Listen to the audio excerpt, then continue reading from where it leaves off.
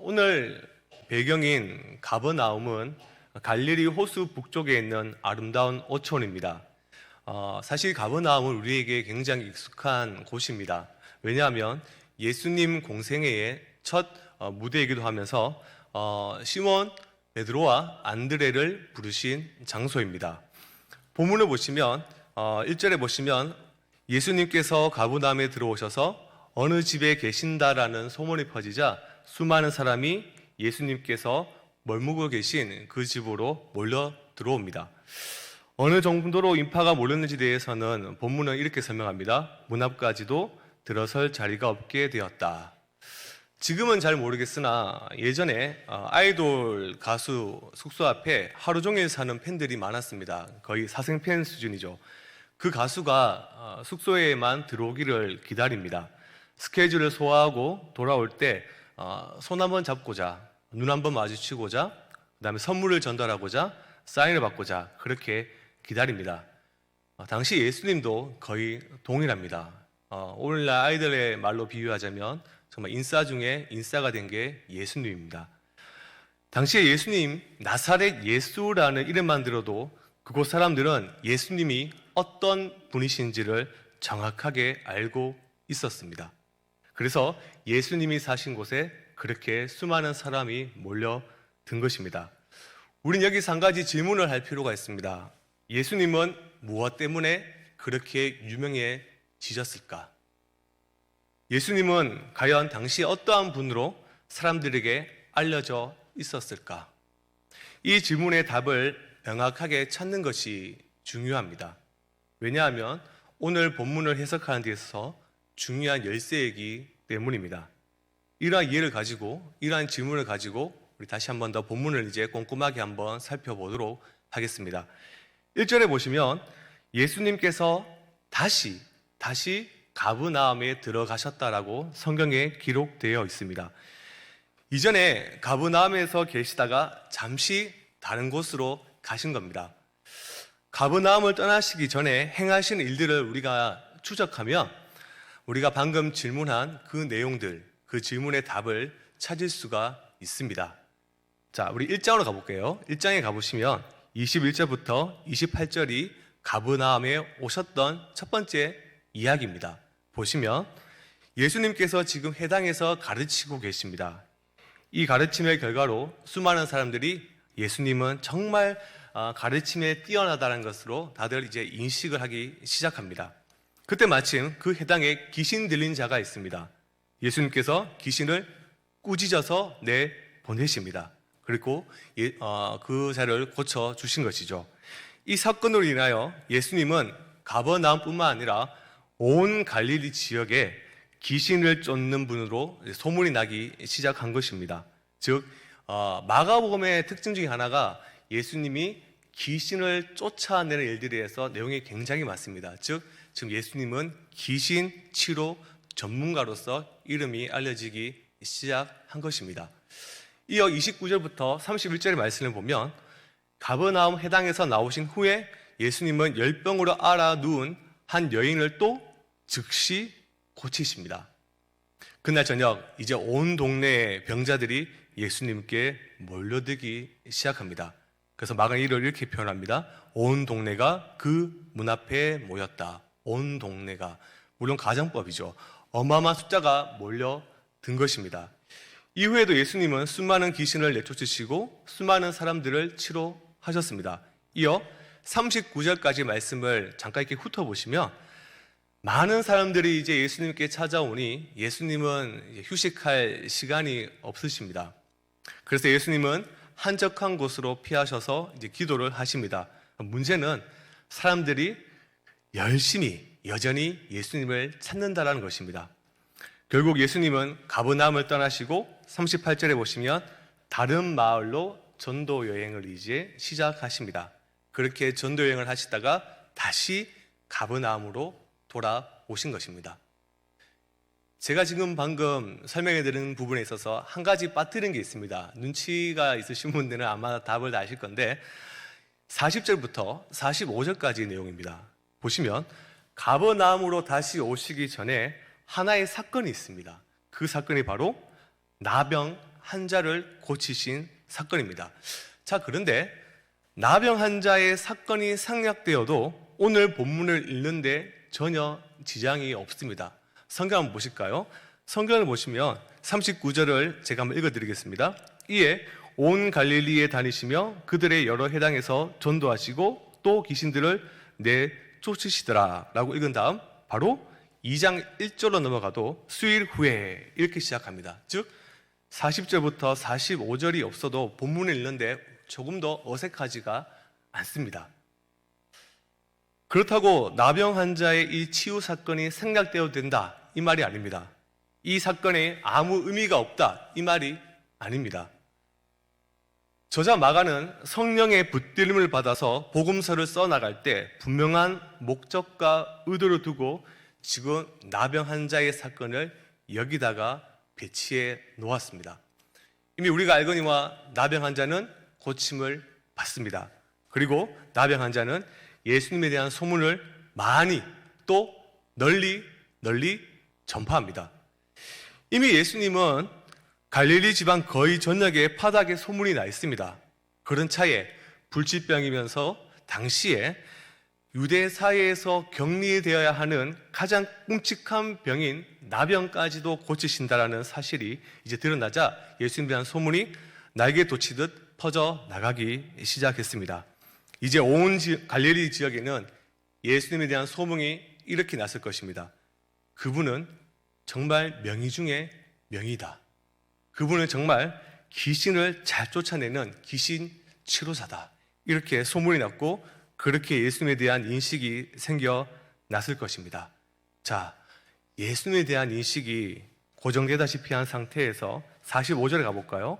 45절에 가보시면 그분은 자신의 본래 사명인 복음 전파를 당분간 멈추고 동네 바깥 한적한 곳으로 가셨습니다. 예수님에 대한 이러한 인식은 결국 예수님의 사명이 지장을 받았다라는 사실을 본문에서 알려줍니다. 이제 설교의 본론을 시작하겠습니다. 다시 본문으로 돌아오시면 이와 같은 이유로 예수님은 한적한 곳에 잠시 머물다가 다시 가버나움으로 돌아오신 겁니다. 역시나 많은 사람들이 몰려왔습니다. 예수님은 어느 정도의 군중이 왔는지는 아무런 관심이 없습니다. 여전히 예수님은 늘 하시는 것처럼 복음의 도, 말씀을, 전도를 하셨습니다. 자, 그런데 예수님께서 복음을 전하고 있는 동안에 한 사건이 발생합니다. 그림을 보시면 중풍병자 사건 3번입니다. 사진 보시면 사건이 이제 등장합니다. 너무 잘 아는 우리 이 사건이죠. 군중이 너무 많아서 중풍병자 저 친구를 이제 4명이서 메고 오는데 너무 사람이 많으니까 들어갈 틈이 없습니다. 그래서 그들이 선택한 것이 바로 지붕을 뚫는 것입니다. 여기서는 우리가 유대인들의 그 가옥 구조를 좀 이해해 볼 필요가 있습니다. 유대인들의 가옥 구조는 일반적으로 집안에 뜰락이 있고 그 뜰락에 지붕으로 이제 올라가는 길이 있습니다. 그리고 그 지붕은 우리나라의 주택처럼 거의 뭐 평평하다 이렇게 이해를 하시면 됩니다. 이뿐만 아니라 그 지붕은 평평하기 때문에 올라가서 거니기도 하고 때로는 거기서 휴식도 취했습니다. 지방 둘레는 굉장히 튼튼하나 천장 부분, 특히 방의 천장 부분은 일종의 서랍개 위에 진흙을 이겨 바르거나 혹은 타일이나 얇은 석판을 깔았기 때문에 뜯어내는 데 있어서는 그다지 어려움이 없었습니다. 그래서 본문에 보시면 중풍병자에 몰고 온 친구들이 바로 지붕을 뚫는 것입니다. 그리고 그 자신의 친구들, 환자를 침상에 내려보낼 수 있을 만큼의 널찍한 구멍을 만든 다음에 환자를 침상채 예수님 앞으로 이제 내려보낸 거죠. 그들의 이러한 극성스러운 행동을 보고 마가는 지금 어떻게 얘기합니까? 우리 성경 2장 5절 가보실까요? 이러한 극성스러운 행동을 통해 마가는 예수님께서 이렇게 표현합니다. 보시면 2장 5절 함께 읽어보겠습니다. 읽겠습니다. 시작.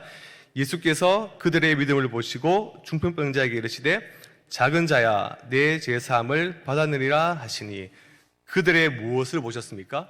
그들의 믿음입니다. 그들의 믿음을 보시고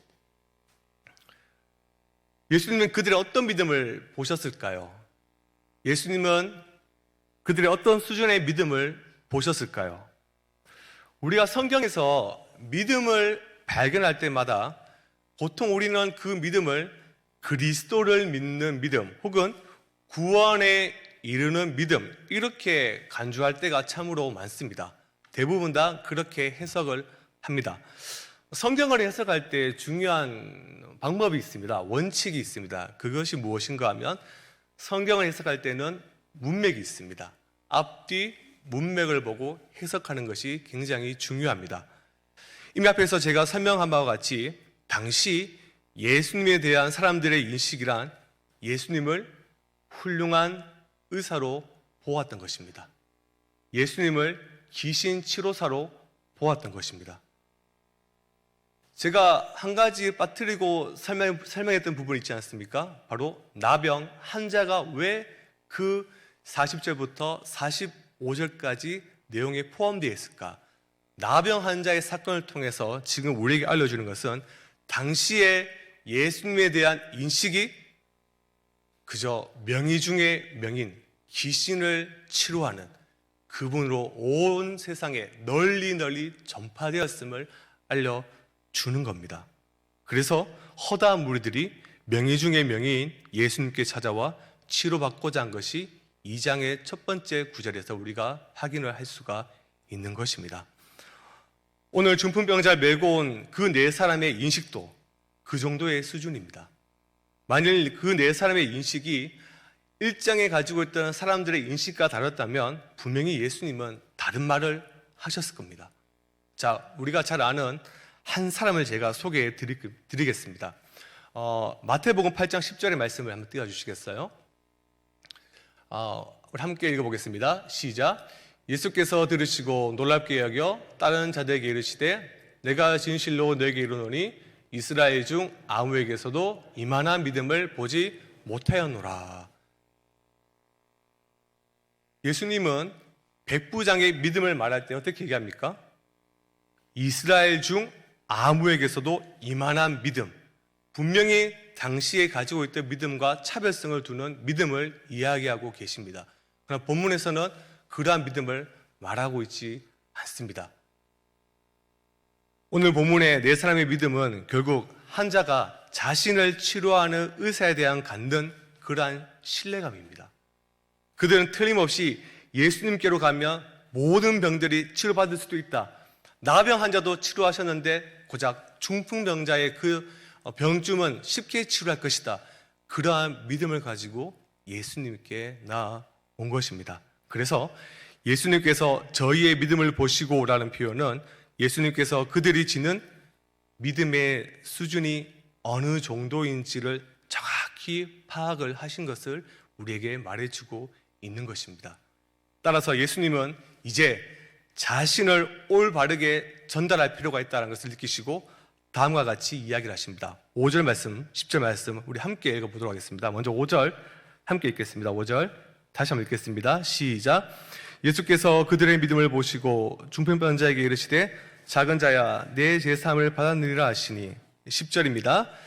그러나 인자가 땅에서 죄를 사하는 권세가 있는 줄을 너희로 알게 하려 하노라 하시고 중풍병자에게 말씀하시되 예수님 자신이 죄를 사하시는 권세가 있음을 알리신 것입니다.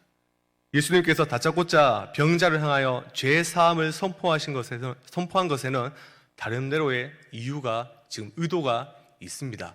자, 예수님께서 나는 죄를 사할 수 있다. 자신의 정체성을 자신이 어떠한 자인지를 알리신 다음 그 이야기를 들은 사람들의 반응이 이제 소개됩니다. 그 반응이 뭔가 하면 7절에 보실까요? 7절에 보시면 죄 사함을 선포할 때 서기관들의 마음에 심각한 충격을 받고 마음속으로 이렇게 의논합니다. 7절에 보시면 이 사람이 어찌 이렇게 말하는가 신성모독이로다. 오직 하나님 한 분 외에는 누가 능히 죄를 사하겠느냐. 이들이 이렇게 마음으로 말하는 것은 그 당시 사람들의 인식을 고려할 때 당연한 질문입니다. 왜냐하면 서기관을 비롯한 모든 당시의 유대인 신학자들, 유대인 지도자들도 예수님을 인식할 때 똑같이 명의 중의 명의요, 치료사로 이해를 했던 것입니다. 본문에 등장하는 서기관들은 예수를 인간 예수, 즉 병을 고치는 명의요, 율법을 나름 잘 설명하는 랍비 중에 한 명으로 이해를 했던 것입니다. 이러한 인식 속에서 그들은 죄 사함을 할 수 있는 권세는 오직 하나님께만 있는데 그 권세를 예수 자기가 말하고 있으니 이것은 신성모독이다라고 지금 마음속으로 의논을 하는 것입니다. 자, 그리고 아마도 서기관들은 여기서 자기들끼리 마음속으로 의논을 했을 겁니다. 그 의논이 뭔가 하면 예수는 지금 기발한 속임수를 쓰고 있다. 예수는 기발한 속임수를 쓰고 있다. 왜냐하면 서기관들은 예수님을 명백히 알지 못했습니다. 그들은 거기에 모인 사람들처럼 예수님을 인식했습니다. 예수님을 그 정도로 이해하고 있는 서기관들이 예수님의 제사함을 들었을 때 그들은 예수가 중풍병자를 고칠 자신이 없다라고 판단한 겁니다. 예수는 중풍병자를 고칠 능력이 없다. 이제 드디어 그의 실력이 드러나는구나. 그래서 예수가 말로 쉽게 죄 사하는 권세만을 이야기를 한다. 이렇게 속임수를 하고 있다라고 생각을 한 것입니다. 생각해 보십시오. 죄 사함 받는 것은 눈에 보이는 일이 아니니까 쉽게 속여서 그 분위기를, 그 위기를 넘겨보고자 하는 속셈이 있는 것입니다. 병을 실제로 고치는 것과 말로만 죄 사함을 선포하는 것 중에 쉬운 일은 당연히 후자입니다. 병을 고쳐서 일으키는 것보다 말로만 내가 너 죄 사함 했어 이렇게 말하는 것이 오히려 더 쉽습니다.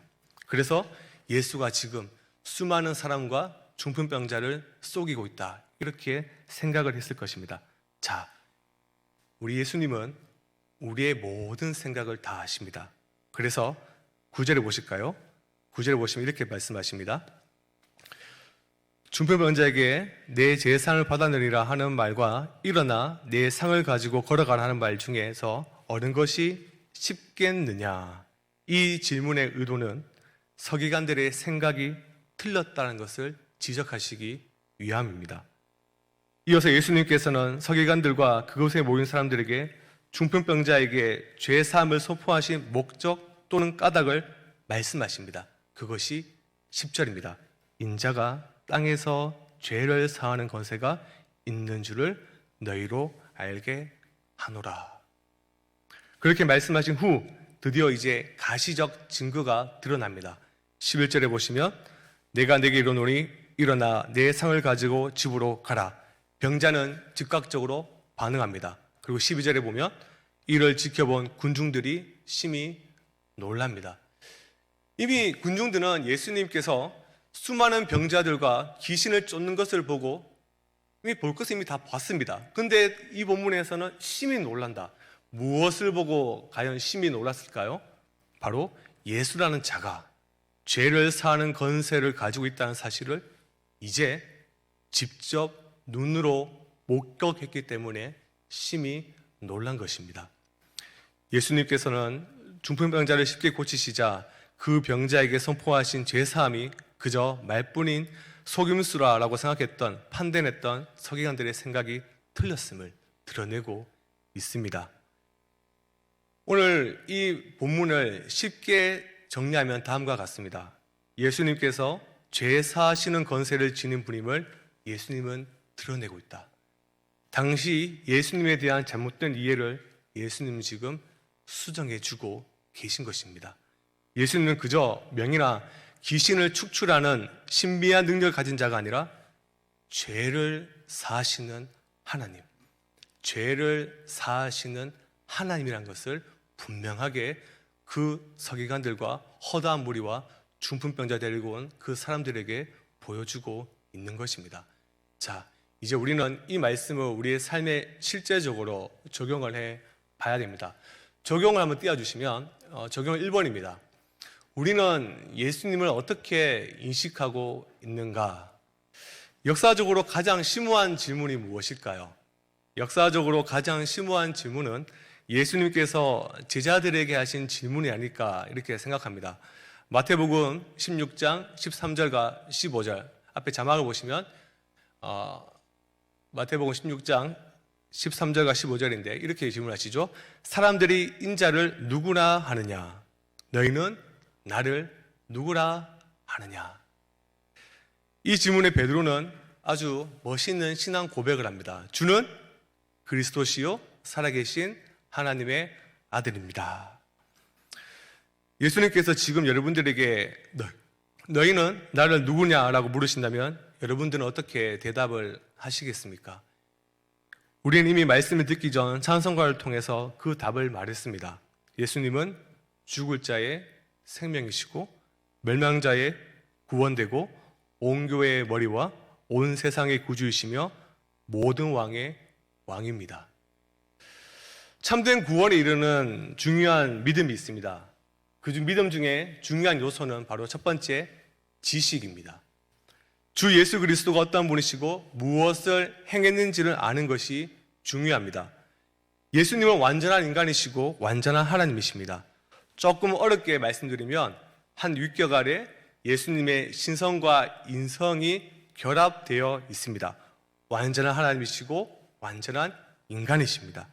그러한 예수님께서는 완전히 죄에 대해서는 자유롭고 절대 죄를 짓지 않으십니다.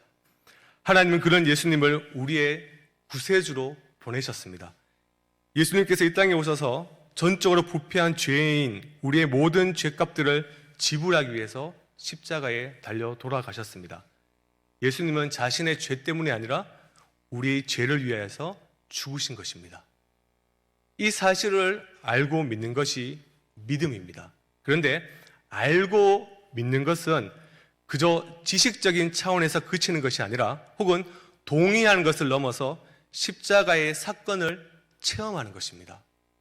구원이란 예수 그리스도의 십자가를 알고 전인격적으로 믿는 것입니다. 올바른 믿음이 있다면 주일날 담임 목사님께서 왜곡된 믿음에 대해서 말씀을 하셨습니다. 왜곡된 믿음, 잘못된 믿음도 여러분 있습니다. 왜곡된 믿음은 예수님에 대한 잘못된 이해, 바로 잘못된 인식입니다. 예수님에 대한 지식의 첫 단추를 잘못 끼운 것입니다. 오늘 설교에 등장하는 허다한 무리와 중풍병자를 메고 온 그 사람들, 그리고 서기관들이 믿음이라는 것은 있었습니다. 믿음, 예수님에 대한 인식은 있었지만 그들은 예수님에 대한 정확한 올바른 인식과 지식이 아니었습니다. 그저 명이나 예수님의 귀신을 축출하는 신비한 능력을 가진 한 사람으로 보았던 것입니다. 예수님에 대한 이러한 인식을 가지고 믿음을 생활하는 사람들이 오늘날 이 자리에도 있습니다. 이런 왜곡된 믿음을 가지고 있는 자는 예수님을 윤리적 선생, 사랑을 실천한 도덕적 위인, 혹은 우리에게 좋은 가르침을 주는 한 선생으로만 이해를 한다는 것입니다.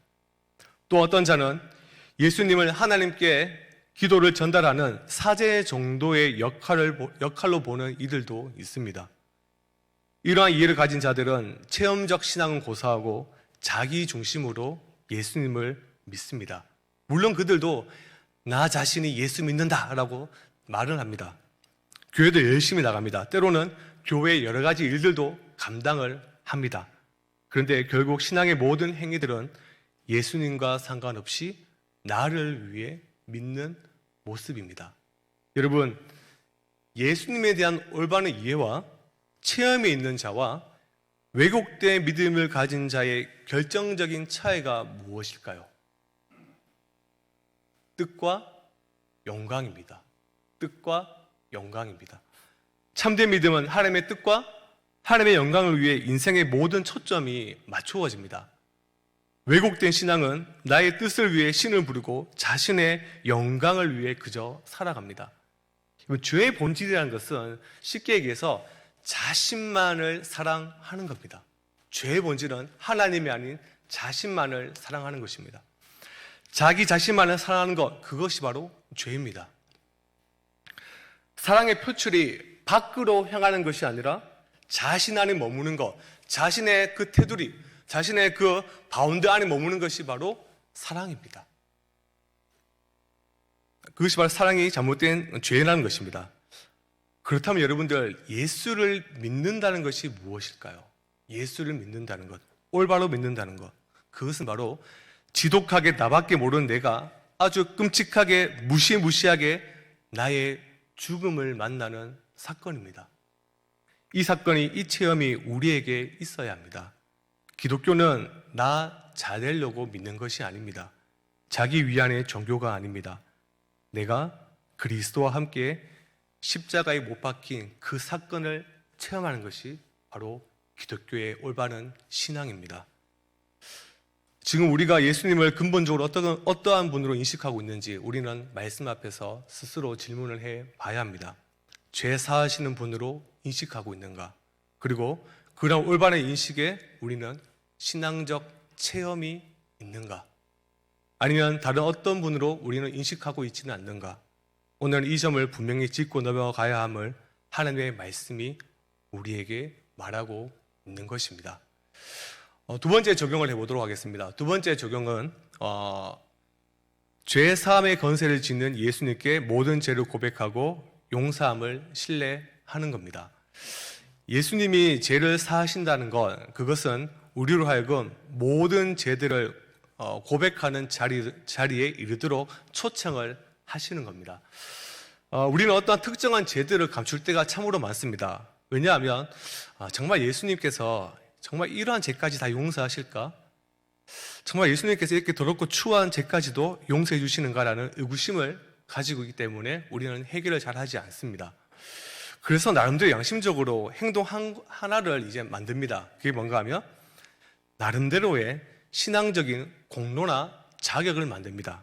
그리고 그것을 가지고 나와서 하나님 앞에 이것 보세요 라고 말하면서 어느 정도의 하나님 앞에 용서함을 받고자 합니다. 사실 이것은 옳은 태도가 아닙니다. 이러한 태도는 하나님의 은혜로 죄사함 받는다고 생각하지 않고 자신의 공로를 개입시키는 불신앙적인 태도입니다. 예수님의 죄사하는 권세를 확실하게 인정하는 태도가 아니라는 것입니다.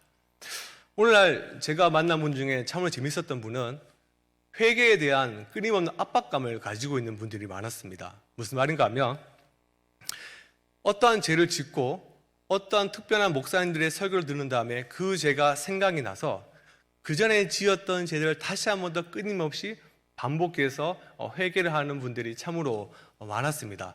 말씀을 듣고 생각이 나고 마음의 찔을 받고 가책을 받아서 다시 이제 회개를 끊임없이 하는 분들이 있었다는 것이죠. 그런 분들의 특징이 뭔가 하면 죄에 대한 기억이 생생하게 생각나니까 죄 사함의 의심마저 생기게 되더라는 것입니다. 마음의 고통이 있고 찔림을 받고 죄에 대해 기억이 선명하다고 해서 이미 주님 앞에 내놓고 용서를 구한 그 죄가 용서받지 않는 것이 아닙니다. 죄의 용서는 자신의 느낌이나 감정으로 확인할 수 있는 것이 아닙니다. 용서에 대한 그 확인의 근거는 성경에 기록된 하나님의 약속이고 하나님의 말씀입니다. 예를 들어 볼까요? 제가 만약에 장혜영 목사님 자리에 있는 스마트폰을 훔쳤습니다. 훔쳤다가 제가 너무 양심의 가책을 느껴서 바로 다음날 폰을 돌려줬습니다. 그러면서 사과를 하는 거죠. 죄송합니다. 너무 제가 이 스마트폰이 너무 좋아서 그랬습니다. 라고 했을 때 또 우리 인자하신 장 목사님이 용서를 해 주십니다. 그리고 다음날도 제가 양심의 가책을 느껴서 다시 죄송합니다 얘기하면 또 그때도 충분히 괜찮습니다라고 얘기할 수 있습니다. 근데 그것이 하루 이틀, 일주일, 한 달, 1년이 되면 장효 목사님은 어떤 마음을 가질까요? 나를 믿지 못하는가? 나를 그만큼 신뢰하지 못하는가? 이런 생각을 느끼게 될 겁니다. 심히 불쾌감을 느끼게 되는 것이죠. 예전에 어느 부흥회에서 제가 어렸을 때 부흥회에 참석했을 때 어느 목사님의 말이 아직도 잊혀지지가 않습니다. 무슨 말인가 하면 죄를 짓는 것도 불신앙이지만 더 불신앙적인 태도는 그리스도 안에서 이루어지는 죄의 사함을 믿지 않아 회개하지 않는 것이다. 죄를 짓는 것보다 더 나쁜 것은 그리스도의 보혈을 의지하지 않고 회개하지 않는 것이다. 이렇게 이야기를 하셨습니다. 오늘 본문에서 예수님은 제3의 건세를 가진 분으로 말하고 있습니다. 그분의 건세를 불신하지 않고 불신하지 말고 나아가 우리는 회개를 해야 합니다. 그리스도의 능력으로 이름의 건세를 가지고 우리는 끊임없이 하나님 앞에 나아가야 됩니다. 말씀을 마무리하도록 하겠습니다. 예수님은 우리의 죄를 사하시기 위해 이 땅에 오셨습니다. 예수님은 자신이 십자가에 죽을 것을 예고하시고 다음과 같이 말씀하셨습니다. 마가복음 10장 45절입니다. 말씀을 보시면 인자가 온 것은 섬김을 받으려 함이 아니라 도리어 섬기려 하고 자기 목숨을 많은 사람의 대속물로 주려 함이라. 예수님은 우리를 죄에서 풀어주고자 십자가에서 모든 값을 지불하셨습니다. 예수님의 행하신 일, 죄사함의 절정인 십자가의 사건을 체험하는 그 믿음이 우리 모든 성강의 식구들에게 임하기를 진정으로 소망합니다. 또한 제3을 가지신 권세를 가지신 예수님께 나와 기도할 때 우리 모든 죄들을 고백해야 합니다. 죄를 기억나게 하신 분은 성령 하나님입니다. 죄에 대한 깨달음이 있는 것 그 자체가 은혜입니다. 그 은혜를 자책감, 죄책감에 빠져 다른 방법으로 용서받고자 하는 태도를 버리시고 예수님께 나와 입술로 모든 죄들을 고백해야 합니다. 그러할 때 그리스도께서는 우리의 모든 죄들을 용서하시고 회복시키시고 거기에 하나님은 또 다른 은혜를 주십니다. 그 은혜란 능력으로서 죄와 싸울 수 있는 능력을 덧입히십니다. 이것이 바로 회개의 능력입니다. 그 능력이 또한 우리 모든 성강의 식구들에게 임하기를 진정으로 소망합니다.